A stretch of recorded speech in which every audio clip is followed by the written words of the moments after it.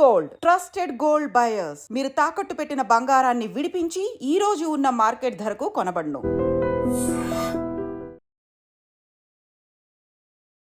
Hi hello నమస్తే, welcome back to our channel. నేను మీ వైషు. చట్టం చాలా వరకు న్యాయంగా పనిచేస్తుంది, రెండు కళ్ళు అట్లానే ఉంటాయి, కళ్ళేం మూసుకుపోలేదు, చట్టం ఎవరికి చుట్టం కాదు అంటుంటారు. మరి దాంట్లో ఎంతవరకు నిజం ఉంది, సామాన్యులకి చట్టం గురించి ఎంతవరకు తెలిస్తే వాళ్ళకు ఉపయోగపడుతుంది, ఈ విషయాలు మాట్లాడడానికి ఈరోజు నాతో పాటు అడ్వకేట్ నరేష్ గారు ఉన్నారు. సార్తో మాట్లాడదాం. హలో అండి. హలో అండి. ట్రాఫిక్ మొన్న ఒక సిచ్యువేషన్ చూసాను. ఒక రినౌండ్ నేమ్ ఉన్న ఒక హీరో ఇట్లా వెళ్తున్నాడు, తాగేసి వెళ్ళాడో తప్పు చేసి వెళ్ళాడో ఎలానో తప్పు రూట్లో వెళ్తున్నాడు, కీస్ తీసేసుకొని ఆపేసి అక్కడి నుంచి కేసు తీసుకొని తర్వాత ఏదో చేసి పంపించారు. అక్కడ వెంటనే అప్పుడు ఆ సిచ్యువేషన్కి అలా ఆపేసి కీస్ తీసుకునే రైట్ పోలీసులకు ఉంటుందా? మీరు చెప్పిన ప్రముఖ హీరో బెల్లంకొండ శ్రీనివాస్ గారు అండి. రైట్. సో ఫిలిం నగర్లోనే ఎక్కడో నేను కూడా పేపర్లో వీడియోలో చూడటం జరిగింది.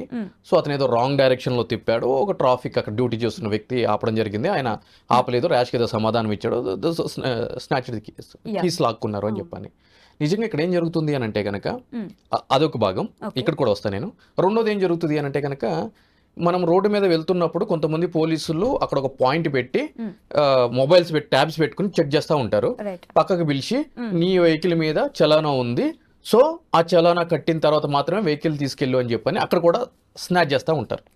అంటే కీస్ అనేది గుంజుకుంటూ ఉంటారు. సో అసలు ఈ అధికారం వీళ్ళకి ఉందా లేదా అని చెప్పని అబ్సల్యూట్లీ లేదండి, అబ్సల్యూట్లీ లేదు. అంటే మన బండి మీద ఎన్ని చలాన్లు ఉన్నా వాళ్ళు ఆపి కీస్ తీసుకొని రైట్ లేనే లేదు.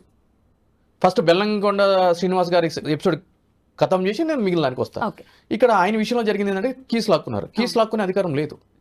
ఒకవేళ అతను గనక వైలేషన్ పాల్పడి ఉంటే గనక సింపుల్గా ఏం చేయాలి, ఒక కంప్లైంట్ ఇవ్వాలి, కేసు రిజిస్టర్ చేస్తారు, ఆయన పిలిపిస్తారు, నోటీస్ ఇస్తారు. అక్కడ కూడా ఆయన మీద కేసు రిజిస్టర్ అయింది, 41A నోటీస్ 35(3) అంటారు BNSS, అది ఇచ్చారు, ఆయన యొక్క వివరణ కోరారు, పంపించారు. కార్ ఏదో సీజ్ చేశారని చెప్పి విన్నాను, that is a different task. So ఇది మరి ఆయన తప్పు చేసినందుకు ఆయన చేశారు. ఇతనికి అక్కడ నుంచున్న విధులు నిర్వహిస్తున్న కానిస్టేబుల్ ఎటువంటి అధికారం లేకుండా కీస్ లాగాడు కదా, మరి అతని మీద కూడా కేసు రిజిస్టర్ చేయాలిగా. ఓకే, ఎవరు చేయగలరు అట్లా? ఈయన కంప్లైంట్ ఇవ్వాలి, కానీ ఈయన కంప్లైంట్ ఇవ్వడు. ఎందుకు అనంటే కనుక అది అద్దాల మేడ కదా సినీ ప్రపంచం అనేది. ఒకవేళ అట్లా ఇస్తే ఏమవుతుంది, రేపు ఎక్కడ దొరుకుతాడని చెప్పి ఇంకో కేసు బుక్ చేస్తారు, నాకు ఎందుకు అయిపోయింది అని చెప్పి సర్ది పెట్టుకుంటారు. ఇన్ జనరల్ గా అయితే కనుక అటువంటి అధికారం లేకుండా పోలీస్ అధికారులు అతిక్రమణకు పాల్పడితే వాళ్ళ మీద కూడా కేసులు రిజిస్టర్ చేయాలి, వాళ్ళ మీద కూడా కంప్లైంట్ ఎవరికి ఇవ్వాలని అంటున్నారు కదా, ఆ సంబంధించిన పోలీస్ స్టేషన్ SHO అధికారికి ఇవ్వాలి. ఒకవేళ అతను తీసుకోకపోతే ఎవరికి ఇవ్వాలి, అతను పై అధికారి అంటే DCPకి ఇవ్వాలి.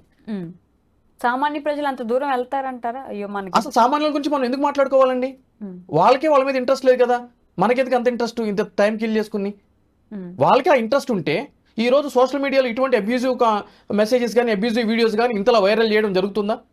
పక్కన వాళ్ళ ఇంట్లో జరిగితే వీళ్ళకి ఎందుకండి, నాకు అర్థం కాదు.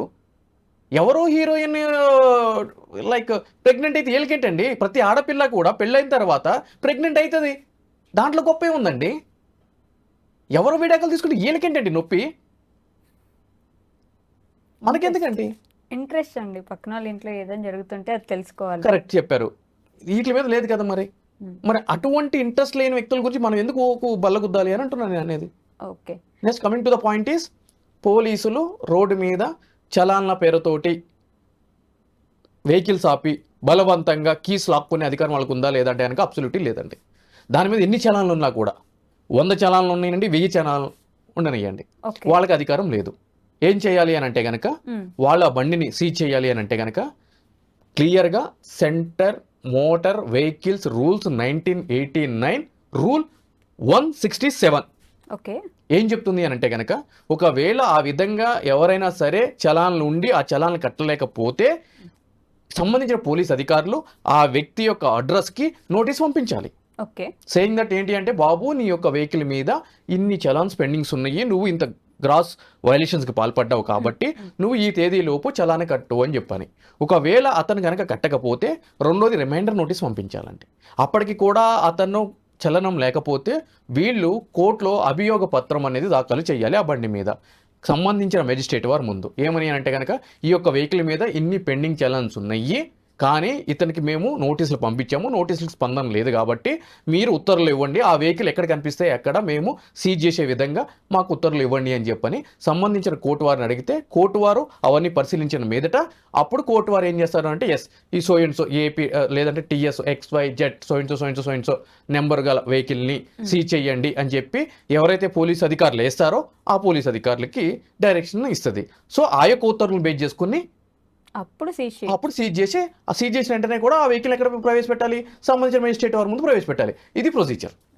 కానీ వెంటనే అప్పుడు అర్జెంటుగా వెళ్తుంటారు, ఆపేసి కీస్ తీసుకుని ముందు కట్టేసి ఫీజు కడితే పంపిస్తా అంటారు, చలాన్ కట్టేసి లేదంటే పంపారు. వీళ్ళు అంటారు మా దగ్గర ఆన్లైన్ లేదంటే ఎవరితో కట్టి సంబంధం లేదు, నేను కీస్ ఇచ్చేదే లేదని చెప్పని అంటారు. సో అది నడుస్తుంది. నిజంగా ప్రస్తుతం ఉన్నటువంటి సమాజం దేనికి ప్రయారిటీ ఇస్తుంది? ఆర్థిక సంబంధాల చుట్టూ మాత్రమే తిరుగుతుంది. మళ్ళీ ఎన్నికలంగానే చాలా విరక్తి కలుగుతాను. మంచి అనిపిస్తుంది కదా, లేడీస్ కూడా ఛాలెంజింగ్ జాబ్స్ చేసినప్పుడు చాలా బాగుంటది. ట్రాఫిక్ అసిస్టెంట్స్ గా నియమించిన ట్రాన్స్జెండర్స్ అందరితో సాల్యూట్ చేయించుకుంటున్నారు. ఫుడ్ డెలివరీ ఇవ్వటానికి వెళ్ళినటువంటి డెలివరీ బాయ్ అనిల్ పై కళ్ళ ముందు